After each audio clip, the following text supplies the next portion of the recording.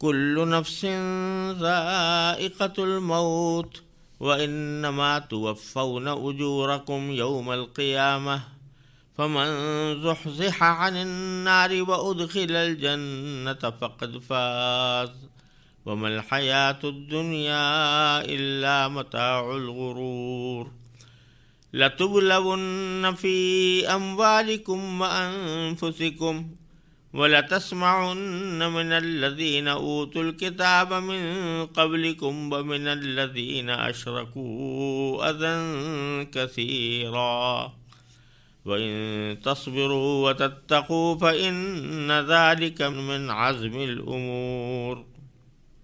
ان آیات کا ترجمہ یہ ہے کہ تم میں سے ہر انسان کو، ہر جاندار کو موت کا مزہ چکھنا ہے۔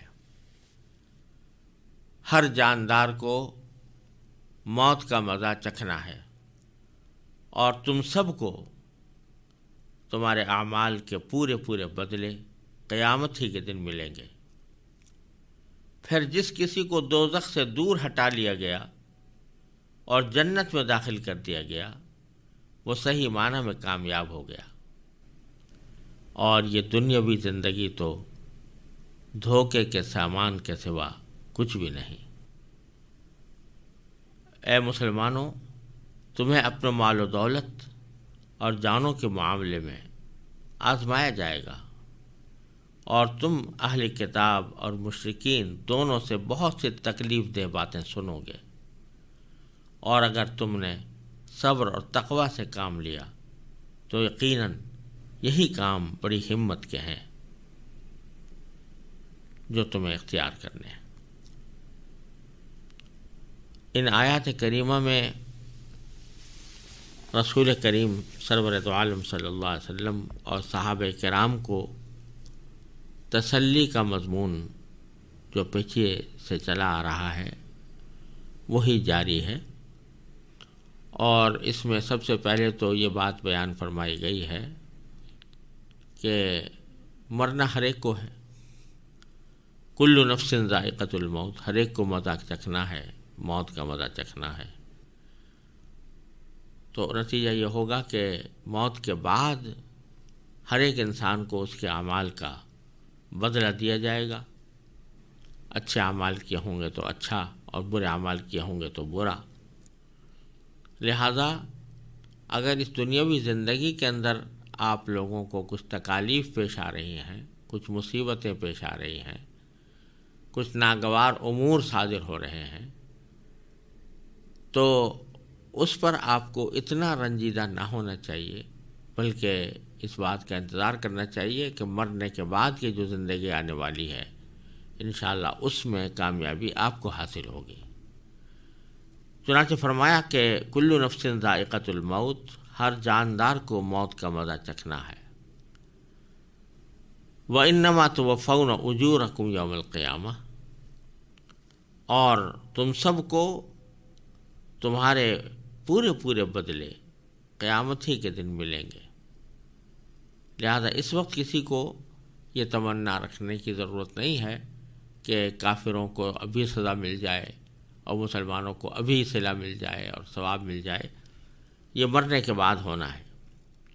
اس وقت یہ حالت ہوگی کہ فمن زحزح عن النار، جس کو دوزخ سے ہٹا لیا گیا، دور ہٹا لیا گیا، وادخل الجنہ، اور جنت میں داخل کر دیا گیا، فقد فاز، تو وہ صحیح معنی میں کامیاب ہو گیا۔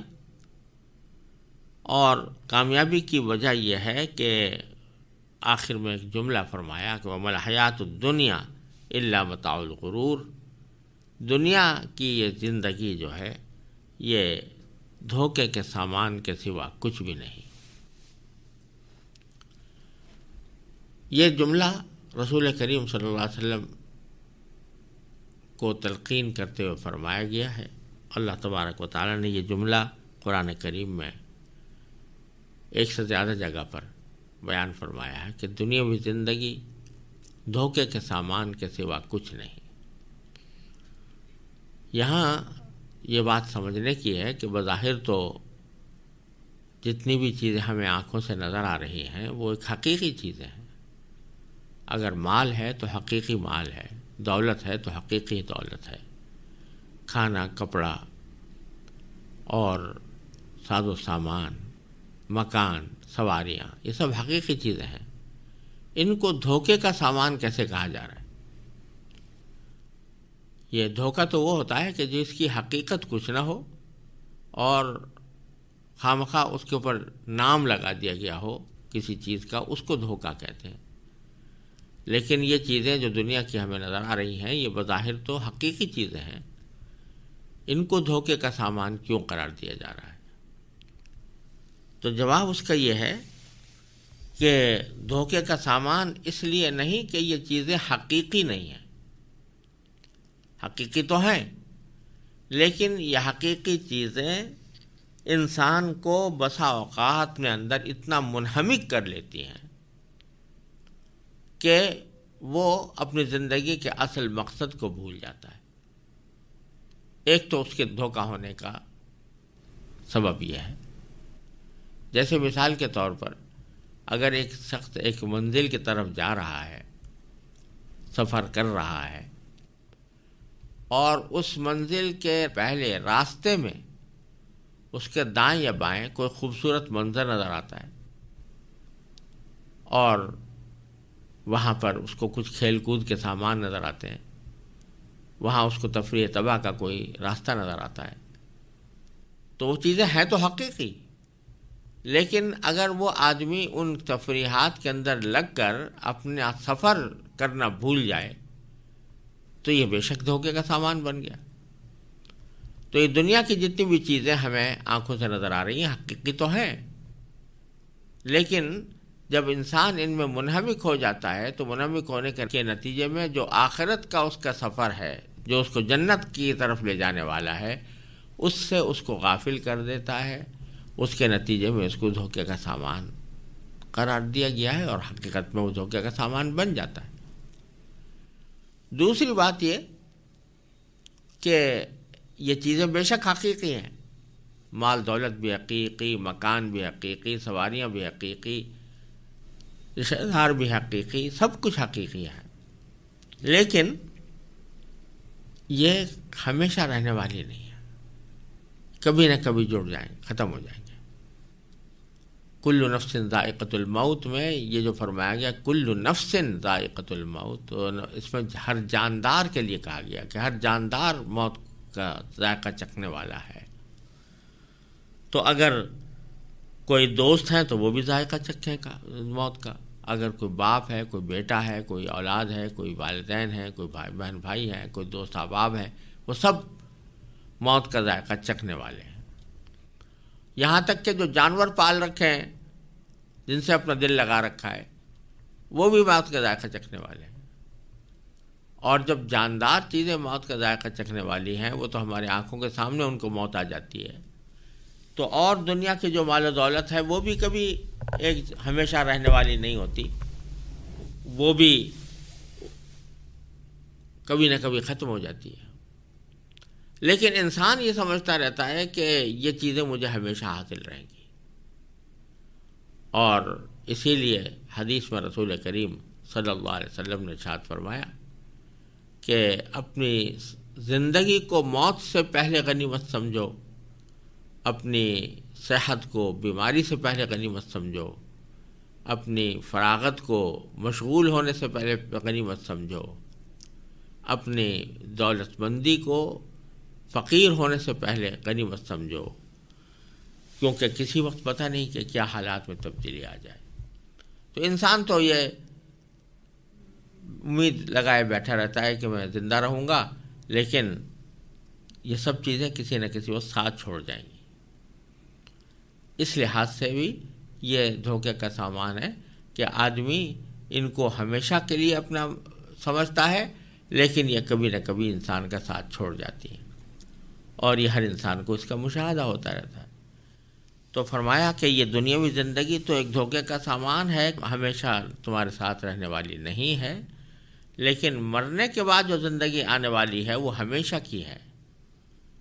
اس میں نہ تو یہ بات ممکن ہے کہ وہاں کی نعمتوں میں منہمک ہو کر آدمی اپنے مقصد زندگی کو بھول جائے، کیونکہ مقصد زندگی ہی وہ تھا، وہ حاصل ہو گیا۔ اور نہ یہ ممکن ہے کہ وہ چیزیں غائب ہو جائیں، فنا ہو جائیں، انسان سے دور ہو جائیں، ان کو موت نہیں آئے گی۔ وہاں کسی کو موت نہیں آئے گی، وہاں کوئی چیز فنا نہیں ہوگی۔ جو کچھ مل گیا وہ ہمیشہ کے لیے ملے گا، اور اس کو واپس لینے کا کوئی امکان نہیں ہوگا۔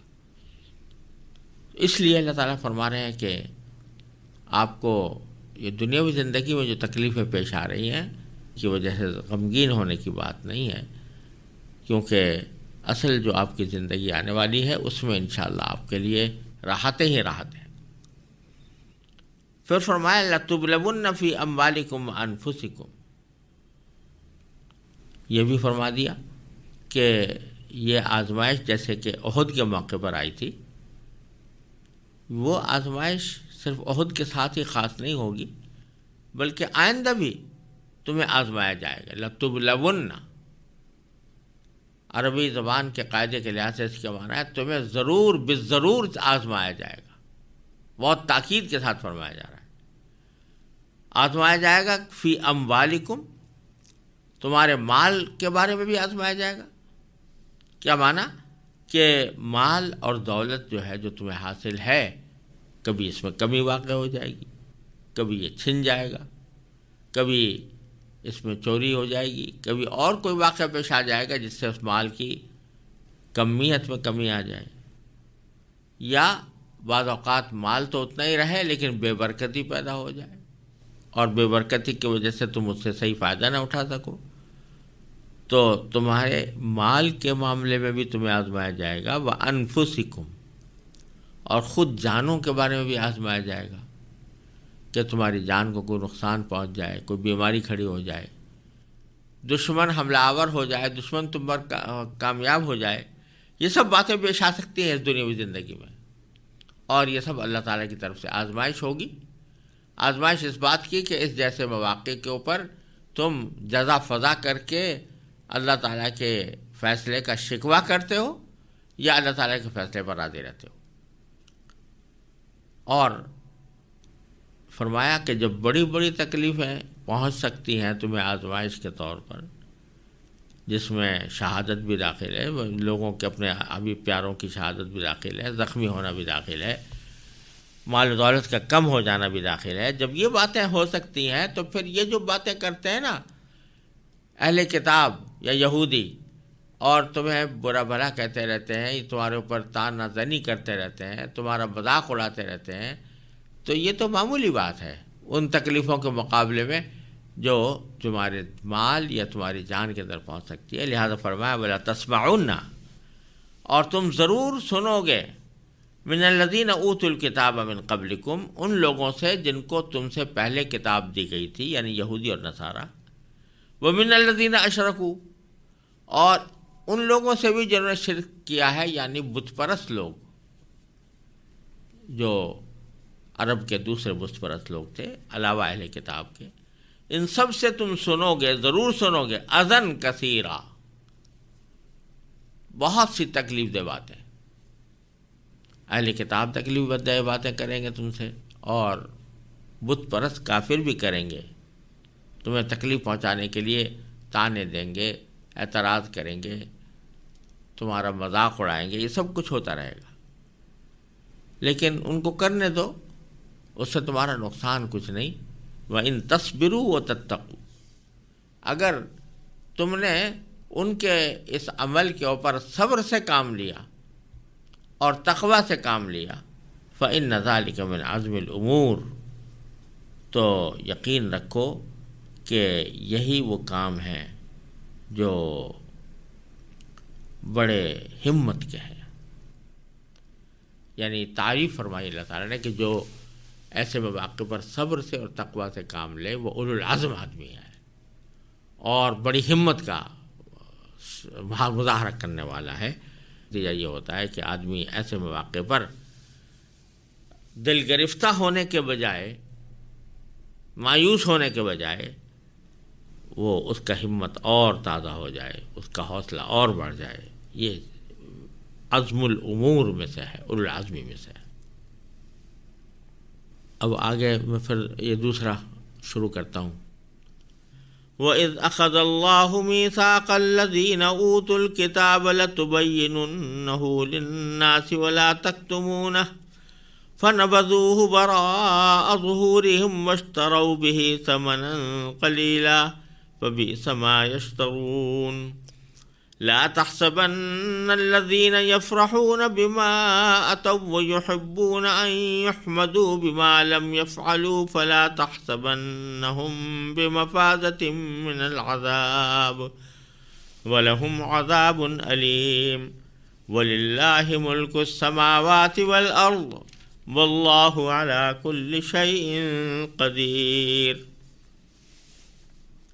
ان آیات کریمہ کا ترجمہ یہ ہے، اور جب اللہ نے اہل کتاب سے یہ عہد دیا تھا کہ تم اس کتاب کو لوگوں کے سامنے ضرور کھول کھول کر بیان کرو گے اور اس کو چھپاؤ گے نہیں، پھر انہوں نے اس عہد کو پس پش ڈال دیا اور اس کے بدلے تھوڑی سی قیمت حاصل کر لی. اس طرح کتنی بری ہے وہ چیز جو یہ مول لے رہے ہیں. یہ ہرگز نہ سمجھنا کہ جو لوگ اپنے کیے پر بڑے خوش ہیں اور چاہتے ہیں کہ ان کی تعریف ان کاموں پر بھی کی جائے جو انہوں نے کیے ہی نہیں، ایسے لوگوں کے بارے میں ہرگز یہ نہ سمجھنا کہ وہ عذاب سے بچنے میں کامیاب ہو جائیں گے. ان کے لیے دردناک سزا تیار ہے. اور آسمانوں اور زمین کی سلطنت صرف اللہ کی ہے، اور اللہ ہر چیز پر مکمل قدرت رکھتا ہے. ان آیات میں اہل کتاب جن کا ذکر پیچھے سے چلا آ رہا ہے، یعنی یہودی اور نصرانی، اور احد کے سیاق میں زیادہ تر مقصود یہودیوں کا ذکر ہے، ان کی ایک بدعنوانی یہ بیان کی گئی ہے کہ انہوں نے اللہ تبارک و تعالیٰ سے یہ عہد کیا تھا، ان کے آباء و اجداد نے کیا تھا، اور وہ اس عہد پر خود بھی راضی تھے. یہ کہ جو کچھ تورات میں لکھا ہے، جو احکام دیے گئے ہیں، وہ جوں کہ توں لوگوں تک بیان کر کے پہنچائیں گے اور ان میں سے کچھ چھپائیں گے نہیں. لیکن انہوں نے اپنے اس عہد کی پاسداری نہیں کی، بلکہ تورات کے بہت سے احکام چھپا لیے اور لوگوں کے سامنے بیان نہیں کیے. یہ ایک بات مشہور ہے، خود اہل کتاب کی تاریخ اس کی گواہ ہے، اور اہل کتاب کو خود اعتراف بھی ہے کہ ان کے بہت سے علماء تورات کے بہت سے احکام کو چھپا کر بیٹھ جاتے تھے اور لوگوں کے سامنے بیان نہیں کرتے تھے. اور اس چھپانے کا مقصد ہوتا تھا اپنے ذاتی مفادات کا تحفظ. اگر تورات میں کوئی ایسی بات آ گئی ہے کہ جس سے ان کے مفاد کو نقصان پہنچتا ہے تو وہ لوگوں کے سامنے اس کو بیان ہی نہیں کرتے تھے، تاکہ لوگ ان تورات کے احکام کو ہمارے خلاف حجت نہ بنائیں. تو اللہ تبارک و تعالیٰ اس خرابی کو بیان فرما رہے ہیں. وَإِذْ أَخَذَ اللَّهُ مِيثَاقَ الَّذِينَ أُوتُوا الْكِتَابَ. وہ بات یاد رکھو جب اللہ نے اہل کتاب سے یہ عہد لیا تھا. کیا عہد لیا تھا؟ کہ لَتُبَيِّنُنَّهُ لِلنَّاسِ، کہ تم اس کتاب کو لوگوں کے سامنے ضرور کھول کھول کر بیان کرو گے. وَلَا تَكْتُمُونَهُ، اور اس کو چھپاؤ گے نہیں. فَنَبَذُوهُ وَرَاءَ ظُهُورِهِمْ، پھر انہوں نے اس عہد کو پس پش ڈال دیا. وَاشْتَرَوْا بِهِ ثَمَنًا قَلِيلًا، اور اس کے بدلے تھوڑی سی قیمت حاصل کر لی. یعنی جو عہد کیا تھا کہ کچھ چھپائیں گے نہیں، اس کی خلاف ورزی کرتے ہوئے چھپایا کچھ احکام کو، اور چھپانے کا مقصد یہ تھا کہ اس چھپانے کے نتیجے میں وہ کچھ مالی منفعت حاصل کر لیں، تھوڑی سی قیمت حاصل کر لی۔ فبئس ما یشترون، کتنی بری ہے وہ چیز جو یہ مول لے رہے ہیں۔ بظاہر تو کچھ تھوڑی بہت دنیاوی آمدنی ان کو حاصل ہو گئی، لیکن اس آمدنی کے عوض میں آخرت میں جو عذاب ملنے والا ہے، اللہ بچائے، وہ اتنا شدید ہوگا کہ جو کچھ انہوں نے مول لیا وہ برا ہی برا ہے۔ اور پھر آگے ان کی ایک اور خصلت بیان کی ہے یہودیوں کی، وہ یہ کہ بعض اوقات اگر کوئی کام ان سے ایسا سرزد ہو جاتا جو ظاہر میں اچھا ہوتا تو وہ اس کے اوپر بڑے اتراتے تھے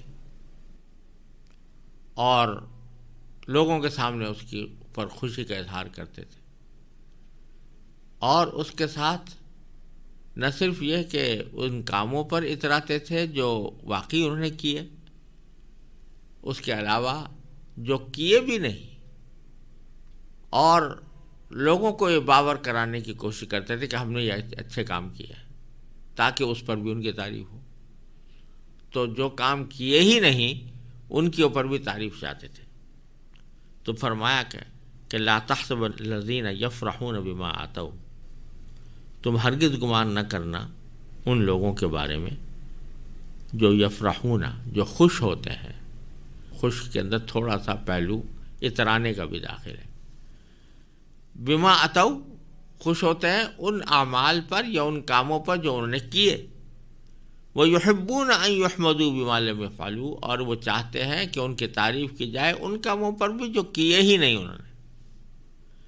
فَلَا تَحْسَبَنَّهُمْ بِمَفَازَةٍ مِّنَ الْعَذَابِ، تو ان کے بارے میں ہرگز نہ سمجھنا کہ وہ عذاب سے بچنے میں کامیاب ہو جائیں گے، ایسا نہیں ہوگا۔ وَلَهُمْ عَذَابٌ أَلِيمٌ، ان کو دردناک عذاب ہوگا۔